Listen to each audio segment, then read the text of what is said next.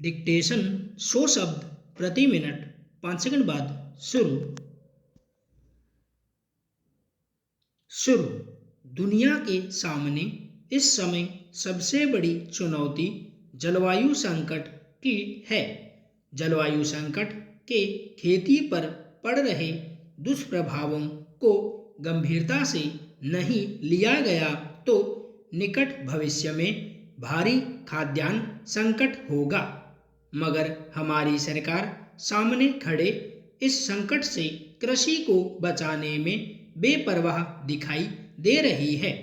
पिछले एक दशक में देश में बाढ़, सूखा, अत्यधिक ठंड, कम समय में बहुत अधिक बारिश, गर्म हवाओं और तापमान वृद्धि जैसे कारणों से फसलें निरंतर प्रभावित हो रही हैं। वैज्ञानिक अनुसंधान बता रहे हैं कि मौसम अब इसी तरह बदलता रहेगा।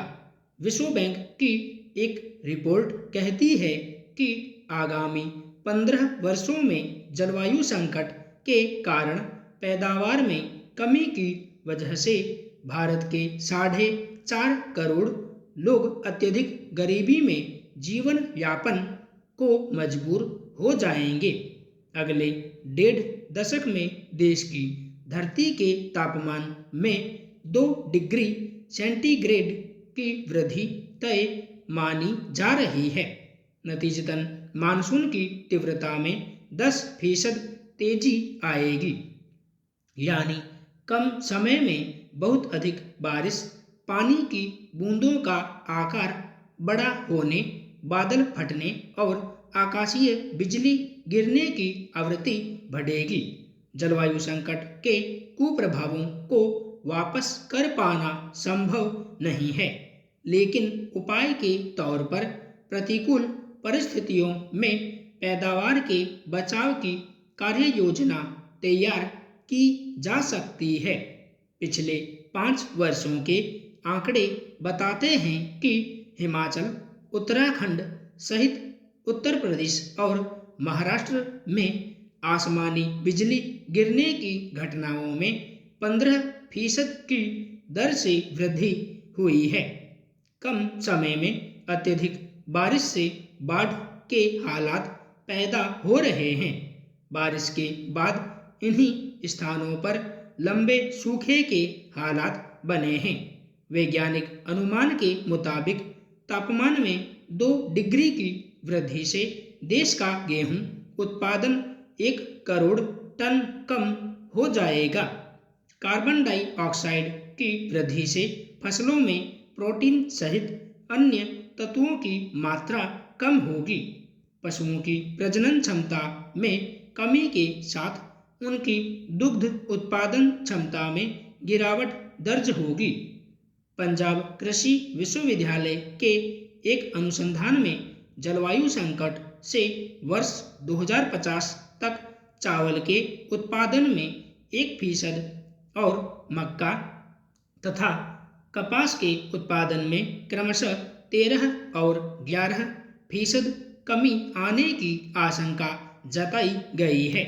पिछले साल फसल पकते समय अचानक गर्म हवाएं चलने से गेहूं उत्पादन के पूर्वानुमान में जबरदस्त गिरावट दर्ज की गई थी। खरीफ फसलों में उड़द, मूंग, तिलहन सहित धान का उत्पादन 2022 में अनुमान से कम रहा। इसकी वजह मानसून में देरी और बारिश की अधिकता थी। जलवायु संकट के चलते देश की कृषि में जीवांश की मात्रा तेजी से कम हुई है। कृषि योग्य मिट्टी में आवश्यक जैविक तत्वों की मात्रा 3 से 6% होने के बजाय सिर्फ 0.5% रह गई है। ईमानदारी से प्रयास किए जाएं तो मिट्टी के इस जीवांश सुधार में 20 वर्ष का समय लग जाएगा, मगर जैविकता नष्ट करने की प्रक्रिया जारी रही तो आगामी 50 वर्षों में भारत की खेतीहर भूमि की उर्वरता पूरी तरह समाप्त हो जाएगी। आगामी दिनों में मौसम वैज्ञानिकों ने समय पूर्व तापमान में वृद्धि, उत्तर भारत में समय से पूर्व लू चलने की आशंका व्यक्त की है। इसके असर से दलहनी फसलों सहित गेहूं की फसल समय से पहले ही पककर तैयार हो जाएगी और पैदावार में गिरावट की आशंका है। वैश्विक जलवायु सूचकांक में जिन देशों पर सबसे नकारात्मक प्रभाव पड़ने वाला है, भारत उनमें 14वें स्थान पर है। भारत में 2050 तक औसत वर्षा के दिनों में 60% की गिरावट अनुमानित है, जिससे पैदावार में तेज गिरावट की आशंका है। पड़ोसी देशों में उत्पादन में गिरावट की विकराल स्थितियां संभव हो सकती है। जलवायु संकट के नतीजों से कृषि को बचाने के लिए भारत सरकार ने अभी तक कोई विशेष कार्य योजना पेश नहीं की है।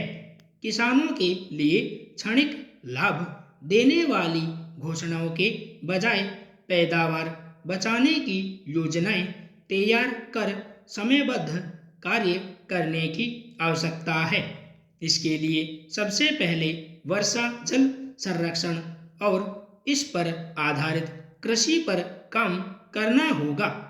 कम समय में अधिक वर्षा के अंदेशे के मद्देनजर वर्षा जल को न केवल खेतों में रोकना बल्कि इसे जमीन के अंदर भी पहुंचाना है।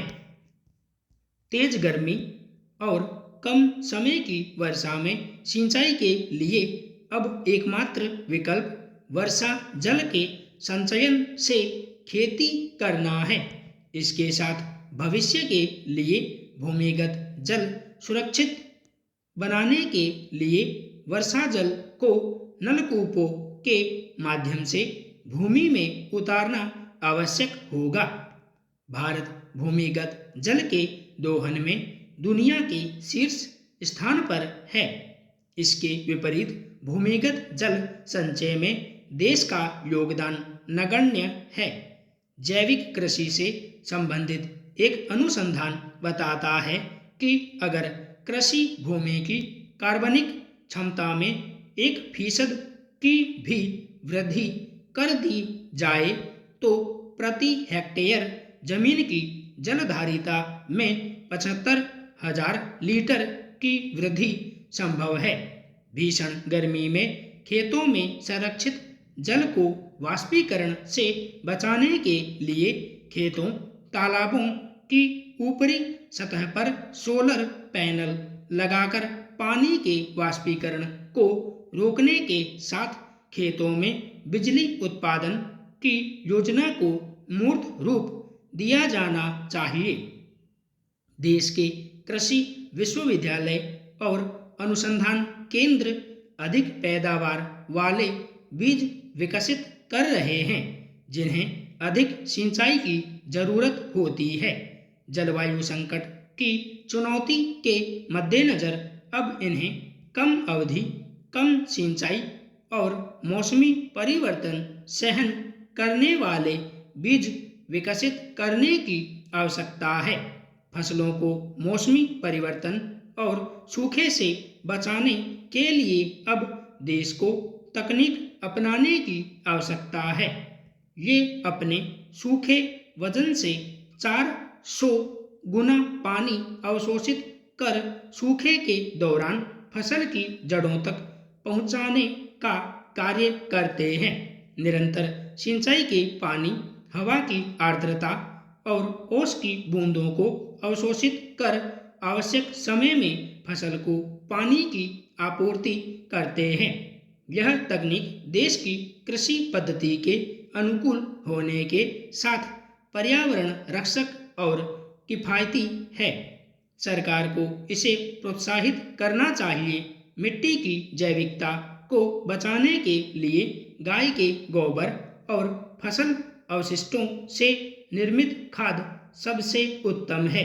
देश में नाइट्रोजन का अत्यधिक उत्सर्जन भी जलवायु संकट का एक बड़ा कारण है।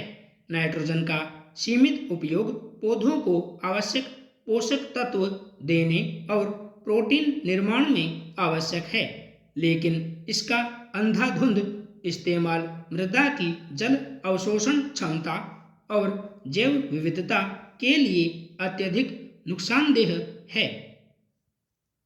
संपूर्ण विराम।